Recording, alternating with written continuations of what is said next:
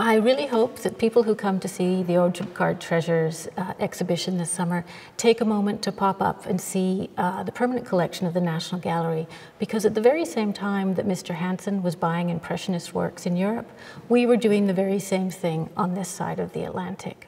The National Gallery of Canada was founded in 1880, but we really didn't come into our own until 1913, when we were fully incorporated by an Act of Parliament.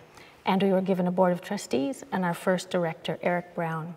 And at that point, he was really trying to build up the collection, largely with the old masters and with contemporary Canadian art, but also looking at French modern art in the same way that Mr. Hansen had.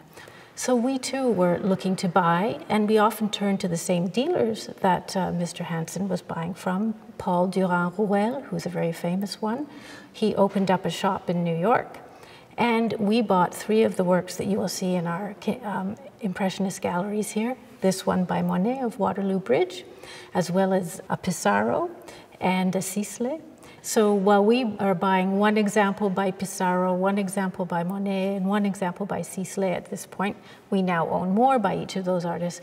But at that very time, Hansen was buying 6 and 7 examples, 8 examples, even more of those very artists. You'll see in the Ordrupgaard exhibition that Mr. Hansen also bought one of Monet's series of the Waterloo Bridge from very much the same view as ours here, but ours is called Sunset in Fog, whereas his is Waterloo Bridge Overcast.